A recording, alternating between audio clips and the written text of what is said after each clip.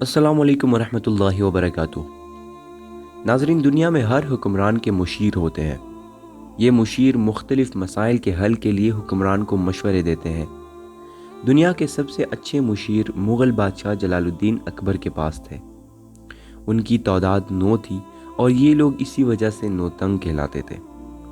یہ اپنے اپنے شعبے کے انتہائی ماہر لوگ تھے اور ان لوگوں کی وجہ سے اکبر بادشاہ نے بر صغیر پر 49 سال اور 8 ماہ تک حکومت کی اور اکبر اعظم کہلایا۔ کسی زمانے میں ایک بادشاہ تھا جس کا ایک مشیر تھا، اس کا نام بربل تھا۔ یہ انتہائی ذہین اور حاضر جواب شخص تھا۔ ایک دن کھانے کی میز پر بادشاہ چاقو سے سیب چھیل رہا تھا۔ بادشاہ کے ہاتھ سے چاقو پھسلا اور بادشاہ کی کلائی پر لگا اور بادشاہ زخمی ہو گیا۔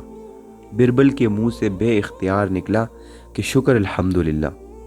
بادشاہ نے غصے سے اس کی طرف دیکھا اور کہا، میں زخمی ہو گیا ہوں مگر تم شکر ادا کر رہے ہو، تمہارا دماغ تو خراب نہیں ہو گیا؟ پھر بربل نے عرض کیا، حضور، میں نے سیانوں سے سنا تھا کہ انسان کو چھوٹی مصیبت بڑی مصیبت سے بچاتی ہے۔ آپ کی کلائی زخمی ہو گئی ہے، میرے خیال میں اللہ سبحانہ و تعالیٰ نے آپ کو کسی بڑی مصیبت سے بچا لیا ہے۔ چنانچہ میں نے اللہ سبحانہ و تعالیٰ کا شکر ادا کیا۔ بادشاہ سلامت کو اس کا جواز پسند نہ آیا۔ اس نے سپاہیوں کو اشارہ کیا، انہوں نے بربل کو اٹھا کر جیل میں پھینک دیا۔ بادشاہ نے اپنے سپاہیوں کو حکم دیا کہ بربل کو 7 دن تک بھوکا پیاسا رکھو، اس کو کھانے پینے کے لیے کچھ بھی نہ دو۔ پھر کچھ دنوں کے بعد بادشاہ شکار پر چلا گیا۔ شکار کے دوران وہ 5 ساتھیوں کے ساتھ اپنے لشکر سے بچھڑ گیا۔ وہ جنگل میں گم ہو گیا۔ اسی وقت ایک جنگلی وحشی قبیلے نے بادشاہ کو ساتھیوں سمیت پکڑ کر گرفتار کر لیا۔ وہ اس قبیلے کی دیوی کو بلی چڑھانے کا دن تھا۔ اس دن جو بھی ان کے ہاتھ چڑھتا وہ اسے پکڑ کر دیوی کے سامنے ذبح کر دیتے اور اس کے خون سے دیوی کے بت کو نہلاتے۔ وہ بادشاہ اور اس کے ساتھیوں کو لے کر قربان گاہ پہنچ گئے۔ بادشاہ نے انہیں سمجھانے کی بڑی کوشش کی کہ میں بادشاہ ہوں، مگر ان کا کہنا تھا کہ آج کے دن ہم کسی اجنبی کی جان نہیں بخش سکتے۔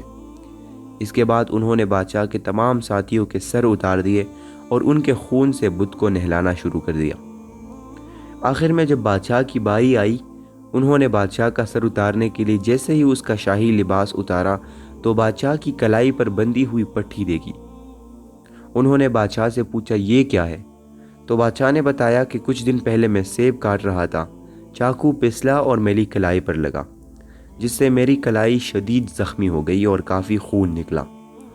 یہ سن کر وحشیوں نے مایوسی سے سر ہلائے اور کہا کہ ہم اپنی دیوی کو ایسی قربانی نہیں دیتے جس پر کوئی داغ لگا ہو۔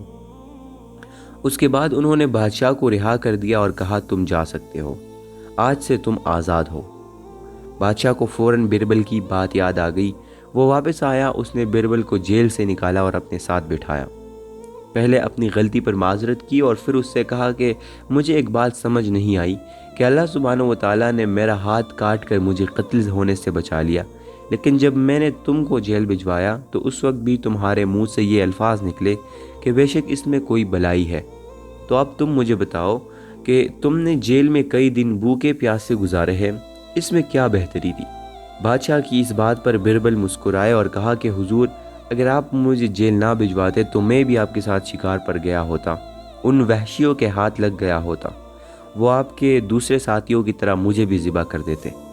اللہ سبحانہ و تعالیٰ نے آپ کو چھوٹے زخم کے ذریعے بچا لیا اور میری جان اس جیل کے ذریعے بچا لی۔ آپ یہ شکریہ ادا کریں اور مجھے بھی ادا کرنے دیجیے۔ ناظرین، بے شک چھوٹی مصیبتیں انسان کو بڑی مصیبتوں سے بچاتی ہیں۔ ہمیں چاہیے کہ ہم ان چھوٹی چھوٹی مصیبتوں پر فریاد کرنے کے بجائے صبر کریں، کیونکہ اللہ سبحانہ و تعالیٰ اپنے بندے کے لیے جو بھی کرتا ہے اس میں بندے کی ہی بہتری ہوتی ہے۔ اللہ سبحانہ و تعالیٰ ہمیں سمجھنے کی اور نیک عمل کرنے کی توفیق عطا فرمائے اور ہمارے گناہوں کو معاف فرمائے۔ آمین۔ والسلام علیکم ورحمۃ اللہ وبرکاتہ۔